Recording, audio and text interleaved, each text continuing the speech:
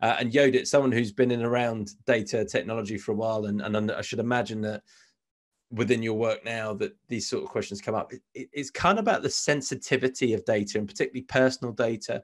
So things like areas like GDPR, which I find really interesting, GDPR, because it kind of mainstreamed data protection, didn't it? Everyone knew what GDPR, because everyone in any business was doing a course on it, and therefore it wasn't just kind of data geeks in the corner talking about it. Everyone was talking about it and had some form of awareness. So this idea of individual rights, particularly sensors, I guess, could be a bit kind of sensitive, excuse the pun, because people have said, why are you measuring me, monitoring, why are you following me around the building? What's this about? So just explore for me, or just explain for me how some of those sensitivities have changed over time, and how we navigate that. Because people here listening today might be saying, this is great, I want to do this, I want to do that, I want to do that, but actually my main problem is getting it through this team who are going to be worried about what I'm asking and why I'm asking it and all the rest of it. So how do we approach that? What's the useful kind of set of tips that we can offer people?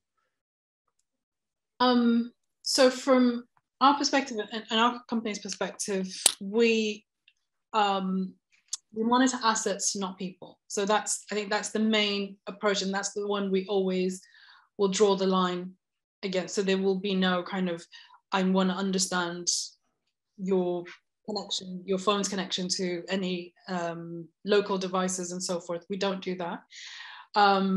So from a, let's say, agile working, activity-based working perspective, most companies, especially nowadays, they're saying that, dedicated seating is not happening.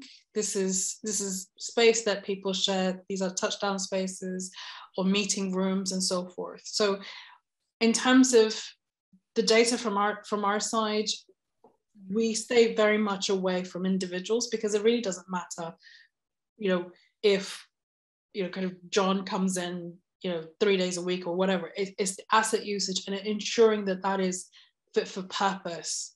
That's the kind of, those are the metrics that we measure for, and explaining that and being very, very clear what these sensors do. Because again, and I call sensors boring because it's a very interesting technology, but the data points are very much like somebody was here, yes or no. It's very binary. It doesn't know who it is. The counting data, again, is counting lines, say, 3 people went in, 2 people went out. Environmental data tells you obviously the kind of environmental factors and so forth.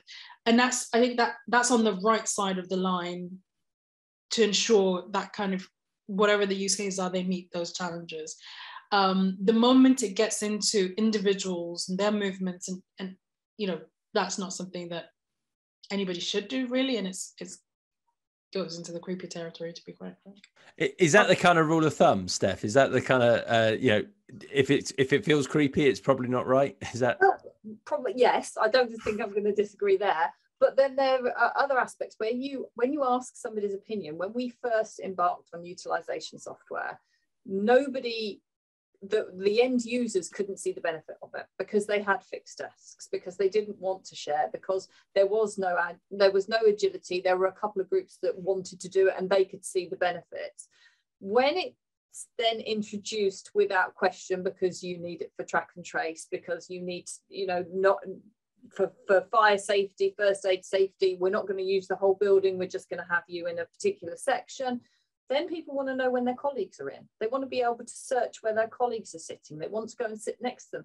Whereas when we asked that question 4 or 5 years ago, I don't want to be tracked. I don't want to be visible. What happens if I don't want to be seen? Not one person said that since we've been in a position where they can see the benefit. Now it benefits their life, then there's a reason for it. But again, we do avoid the personal data. I think that's the only time that we have that person actually being able to be located is that point of data. This always reminds me, and if anyone's ever seen me talk about data and seen me use this example before, apologies for sounding repetitive, but I remember years and years ago, there was this kind of Facebook thing where every time you went on, people were like, go into your iPhone settings and find this setting, and it's your location services, and Apple's tracking you, and it's really scary, stop it, And I mean, I'm not one to put my tin hat on too often, but I sat there and thought, well, that's a bit off. But I'd forgotten about it. But then a few months later, I got that kind of alert that some of you might have seen, where it says, you're about to make this journey that you seem to make every day at this time. By the way, there's a bit of traffic, so maybe take a different route. And I was like, oh, that's quite useful. I'm going to leave that on now. You know, sort of subconsciously, I've said, actually, I'll leave that on, because if that's what it's doing for me, fine. If, you know, if at the time Steve Jobs wants to know when I go to the pub and not, then that's his prerogative. But actually, it's like an exchange, right? I'm getting something back.